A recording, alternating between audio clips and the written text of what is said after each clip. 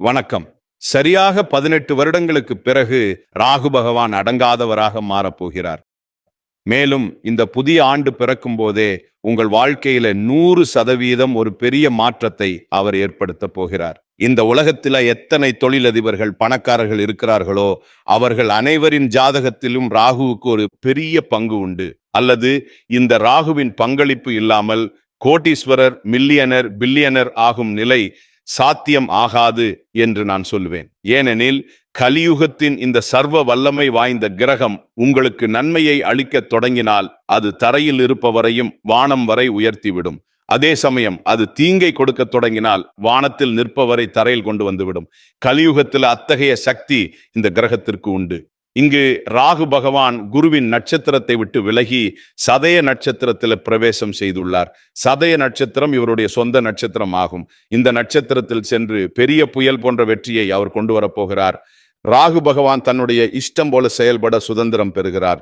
இது 2026 தொடக்கத்திலிருந்து ஆகஸ்ட் 2026 வரையிலான காலகட்டத்திலே கிட்டத்தட்ட அடுத்த 243 நாட்கள் நீங்கள் உங்கள் வாழ்க்கையில கனவில் கூட நினைக்காத வெற்றிகளையும் இலக்குகளையும் அடைந்து விடலாம். நான் சொல்றேன், கனவில் கூட நினைக்க முடியாத ஒரு பெரிய மாற்றத்தை கொண்டு வரும் சக்தி இந்த கிரகத்தின் கையில் உள்ளது. ராகு பகவான் முதலில் தன்னுடைய பரம நண்பரான சனி பகவானின் ராசியில் சஞ்சரிக்கிறார். இரண்டாவதாக குருவின் நட்சத்திரத்திலிருந்து விலகி அவர் சுய நட்சத்திரத்தில் பிரவேசம் செய்துள்ளார். கிரகத்தின் வலிமையை பொறுத்தவரை இவருடைய நிலை முழுமையான பலம் கொண்ட நிலையில் உள்ளது. இவர் உங்களுக்குள் வெற்றி பெற வேண்டும் என்ற ஒரு தனிப்பட்ட வெறியை உண்டாக்கப் போகிறார். வேண்டும் என்றால் வேண்டும் என்ற மனப்பான்மையை உருவாக்குவார். உங்களுக்கு உங்கள் விருப்பம் ஒன்றை நிறைவேற்ற வேண்டும், வாழ்க்கையில நிறைய பணம் சம்பாதிக்க வேண்டும், உங்களுடைய கனவு ஒன்றை நிறைவேற்ற முடியாமல் நீங்கள் யோசித்துக் கொண்டிருக்கிறீர்கள். எனக்கு இது வேண்டும் என்றால் வேண்டும் என்று கட்டாயப்படுத்தும் ஒரு வெறியை உங்களுக்குள் ஏற்படுத்த போகிறார். இது வெறும் வெறி மட்டும் அல்ல. கடந்த காலத்துல குருவின் நட்சத்திரத்தில் இருக்கும் பொழுது இவர் இவ்வளவு வெற்றியை, புத்திசாலித்தனத்தை, சாம தான தண்ட பேத கொள்கைகளை உங்கள் மீது செலுத்தி இருக்க முடியாது. ஆனால் இப்பொழுது இவர் எப்படியாவது என் வாழ்க்கையிலே நான் வெற்றி பெற வேண்டும் என்ற நிலையை உங்களுக்குள் உருவாக்கப் போகிறார். எனக்கு கார் வேண்டும் என்றால் வேண்டும், வீடு வேண்டும் என்றால் வேண்டும், வாழ்க்கையில பணம் வேண்டும் என்றால் வேண்டும். இத்தகைய வெறியை அவர் உங்களுக்குள்ள உண்டாக்கப் போகிறார். இங்கு ஆஹா ஓஹோ என்று நான் சொல்ல போவதில்லை. உள்ளதை உள்ளபடி சொன்னால்தான் நன்மையும் தீமையும் புரியும். அப்போதுதான் வாழ்க்கையில் அடுத்த கட்டத்திற்கு முன்னேற முடியும். இதை நன்றாக புரிந்து கொள்ளுங்கள். ராகு பகவான் என்ன நன்மை கொடுக்க போகிறார்? முதல் நிலையில ராகு பகவான் உங்கள் 12ஆம் வீட்டில் அமர்ந்திருக்கிறார். இந்த இடம் என்ன என்பதை புரிந்து கொள்ளுங்கள். இது வெளிநாடு, மருத்துவமனை செலவுகள், தேவையற்ற செலவுகள், நீதிமன்ற வழக்குகள், தடைகள் ஆகியவற்றை குறிக்கும் இடம். இந்த இடத்துல ராகு பகவான் தன் பலனை கொடுக்க ஆரம்பிக்கும் போது உங்களுக்கு அவர் கூர்மையான அறிவையும் கொடுப்பார். உங்கள் எதிரிகளை அழிக்கும் நிலையை அவர் இங்கிருந்து உருவாக்குவார். ஏனெனில் அவர் தன் பரம நண்பரின் ராசியான கும்பத்தில் அமர்ந்து சதய நட்சத்திரத்தில் இருக்கிறார். ஒரு விஷயம் உறுதியாகிறது. 2026 முதல் ஆகஸ்ட் 2026க்குள் உங்களுக்கு எத்தனை எதிரிகள் உருவானாலும் அவர்களால் உங்கள் முடியை கூட அசைக்க முடியாது. உங்களின் மறைந்திருந்த எதிரிகள், அதாவது உங்களுக்கு எதிராக சதி செய்பவர்கள், உங்களுக்கு எதிராக ஏதோ ஒரு ஆட்டத்தை ஆடிக்கொண்டிருந்தவர்கள், அவர்கள் வெளிவருவார்கள். இந்த 2026 தொடக்கத்திலே உங்கள் எதிரி யார் என்று உங்களுக்கு தெரிந்துவிடும். அவர்கள் உங்களை வீழ்த்த முயற்சி செய்து கொண்டிருந்தார்கள். முதலில் அவர்கள் உங்கள் மீது ஆதிக்கம் செலுத்த முயற்சிப்பார்கள். அவர்கள் உங்கள் முன் புகழாரம் சூட்டி உங்களை கீழே தள்ள முயற்சி செய்யலாம். இருப்பினும் நீங்கள் முன்னேறுவீர்கள். ஏனெனில் உங்கள் தொழிலில் மாற்றம், இடமாற்றம், உங்கள் நிர்வாகம் சிறப்பாக இருப்பது, உங்கள் சுற்றுச்சூழல் நன்றாக இருப்பது ஆகியவற்றில் இன்னும் நல்ல மாற்றங்கள், அதிக யோகங்கள் உள்ளன. இது 2026 ஆண்டின் ஒரு மிக நல்ல ஆரம்பமாகும். மேலும் நீங்கள் வெளிநாட்டில் குடியேற விரும்பினால் அதற்கான ஒரு பெரிய நல்ல யோகத்தை உருவாக்குகிறார். வெளிநாட்டில் ஏற்றுமதி இறக்குமதி வேலை செய்ய விரும்பினால் அதற்கான ஒரு பெரிய நல்ல யோகத்தை உருவாக்கி கொடுக்கிறார். நீங்கள் கல்வி கற்க வெளிநாடு செல்ல விரும்பினால் அதுக்கான ஒரு பெரிய நல்ல யோகத்தை உருவாக்கி கொடுப்பாரு. உங்கள் நிரந்தர குடியுரிமை நிலுவையில் இருந்தால் அதன் ஒரு பெரிய நல்ல நிலையின் யோகத்தை உருவாக்குவார். ஆனால் இவர் எந்த இடத்துல அமர்கிறாரோ அந்த இடத்தில் 100% சுப பலனை இவரால் கொடுக்க முடிவதில்லை. நான் உங்களுக்கு சொன்னது போல இங்க உங்களுக்கு கலவையான பலன்களை கொடுப்பார். முதல் நிலையில நீங்க பார்க்கலாம், உங்களுக்கு சில செலவுகள் குறிப்பாக வந்து கொண்டிருக்கின்ற பணம் வருகிறது, ஆனால் எங்கு போகிறது என்று உங்களுக்கு புரியலை. இதற்காக நீங்கள் உங்கள் தரப்பிலிருந்து என்ன வேலை செய்ய வேண்டும்? தேவையற்ற செலவுகளின் மீது சிறிது கட்டுப்பாட்டை கொண்டு வர வேண்டிய அவசியம் இருக்கும். இல்லையெனில் இவர் உங்கள் நிதி நிலையை திரும்ப திரும்ப ஆட்டம் காண செய்வார். ஆரோக்கியம் தொடர்பான விஷயத்துல சிறிய சிறிய செலவுகளின் நிலையை உருவாக்குகிறார். பெரிய பிரச்சனை ஏற்படுத்த மாட்டார். ஆனால் குடும்பத்தில் உங்களுக்கோ அல்லது உங்கள் குடும்ப உறுப்பினர்களுக்கோ சிறிய பிரச்சனை ஏற்பட்டால் நீங்கள் மருத்துவரிடம் சென்று கவனம் செலுத்த வேண்டியது அவசியம். ராகு பகவானிடம் 3 பார்வைகள் உண்டு.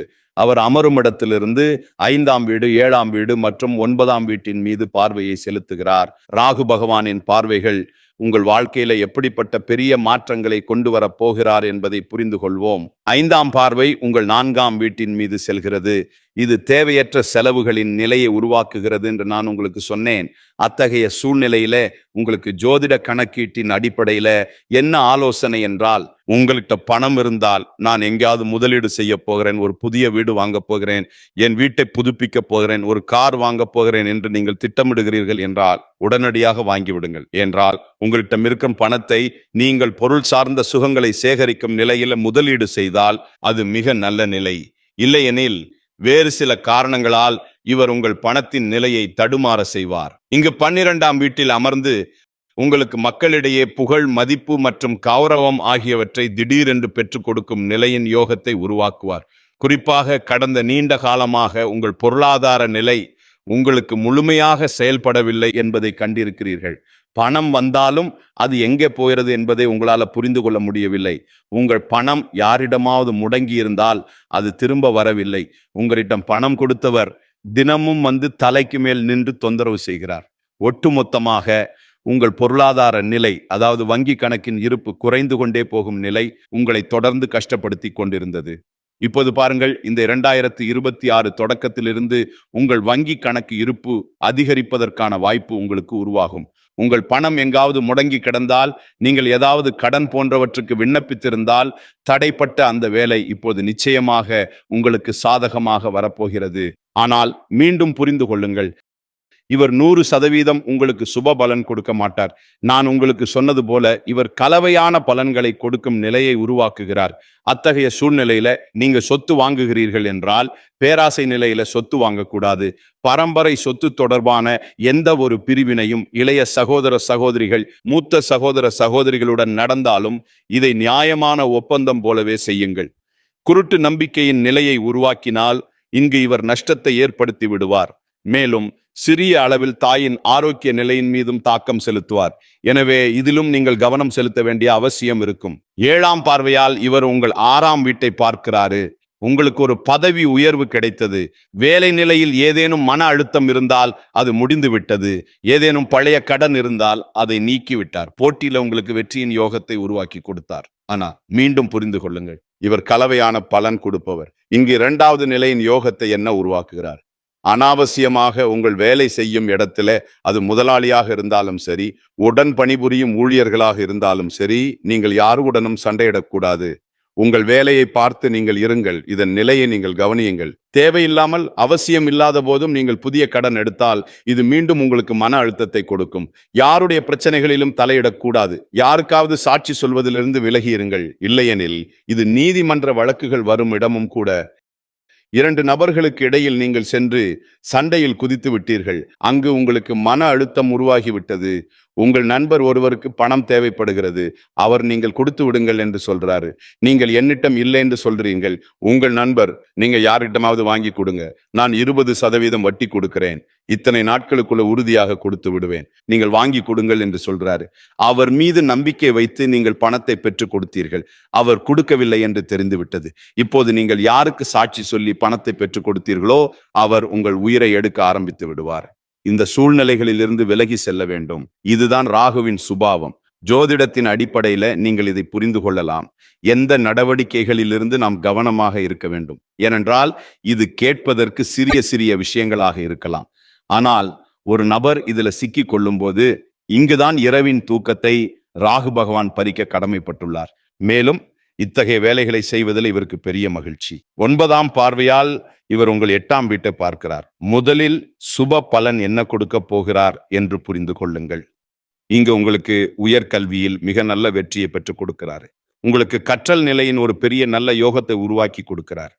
இன்னைக்கு கற்றல் இருக்கும் நபரிடம் வருமானம் தானே நடந்து வரும் என்று உங்களுக்கு நல்லா தெரியும். ஆனால் இத்துடன் இது மன அழுத்தம், பதற்றம், மனச்சோர்வு, மாமியார் மாமனார் ஆகியோரின் இடமும் கூட. அத்தகைய சூழ்நிலையில மாமியார் மாமனார் தரப்பிலிருந்து உறவுகளை நன்றாக உருவாக்கி பராமரிக்க முயற்சி செய்யுங்கள். இல்லையெனில மாமியார் மாமனார் உறவின் நிலையை இவர் எந்த வகையிலும் பாதித்து விடுவார். உங்கள் தரப்பிலிருந்து மன அழுத்தத்தை ஏற்படுத்தும் எந்த வேலையையும் நீங்கள் செய்யக்கூடாது. அனாவசியமாக உங்களுக்கு பதற்றத்தை ஏற்படுத்தும். நாம் நேர்மையான வழியில் நம் சிறந்ததை கொடுக்க முயற்சி செய்ய வேண்டும். யாருடைய குழப்பத்திலும் சிக்கக்கூடாது. குறுக்கு வழிகள், பேராசை, லஞ்சத்தின் நிலை, கெட்ட பழக்கங்கள் ஆகியவற்றிலிருந்து விலகி இருப்போம். இந்த சிறிய 5 குறிப்புகள் கேட்பதற்கு சிறியதாக இருந்தாலும் சம்பவம் நடந்த பிறகு மிகப்பெரியதாகி விடுகின்றன. இந்த சூழ்நிலைகளை புரிந்து கொண்டு நீங்கள் நடந்தால் ராகுவின் எதிர்மறை பார்வை உங்களை 0 அளவில் கூட பாதிக்க முடியாது. ராகுவின் ஆசீர்வாதம் கிடைக்க என்ன செய்ய வேண்டும்? ஓம் ராங் ராவே நமஹா என்ற இந்த மந்திரத்தை தினமும் ஒரு மாலை ஜபிப்பது உங்களுக்கு மிகவும் நல்லது. நீங்க தூங்கும் இடத்துல ஒரு மயில் இறகை வைத்துக் கொள்ளுங்கள். இது ஒரு பெரிய நல்ல யோகத்தை உருவாக்கும். நான் சொல்லும் ஒரு சிறிய விஷயத்தையும் நிச்சயமாக செய்யுங்கள். 2 கத்திரிக்காய் மற்றும் சிறிது கடுகு. இதை சனிக்கிழமை அன்று வீட்டின் அருகில் உள்ள சிவன் கோவிலில் சமர்ப்பித்தால் சதய நட்சத்திரத்தில் பிரவேசம் செய்த ராகுவின் எதிர்மறை பார்வையின் நிலைகள் உங்கள் வாழ்க்கையை பாதிக்க முடியாது. ராகு பகவான் ஏற்படுத்தி கொடுக்கும் நல்ல பலனின் நிலையும் உங்களுக்கு நிச்சயமாக ஒரு பெரிய நல்ல லாபத்தை கொடுக்கும். மேலும் சிவபெருமானுக்கு பாலில் தேன் கலந்து அபிஷேகம் செய்ய ஆரம்பியுங்கள். ஓம் சோம் சோமாய நமஹா என்ற ஜபம் செய்து கொண்டே அபிஷேகம் செய்தால் இது ராகுவின் எதிர்மறையான பார்வையின தாக்கத்தை குறைக்கிறது. ராகு பகவான் தன் தூய்மையான பலன்களை கொடுக்க உங்களுக்கு கடமைப்பட்டுள்ளார். இந்த நிலைகளில் கவனம் செலுத்துங்கள். நிச்சயமாக 2026 முதல் ஆகஸ்ட் 2026 வரை உங்கள் வாழ்க்கையில ஒரு பெரிய மாற்றத்தை கொண்டு வரப்போகிறது. நான் கொடுத்த இந்த தகவல் உங்களுக்கு பிடித்திருக்கும் என்று நம்புகிறேன்.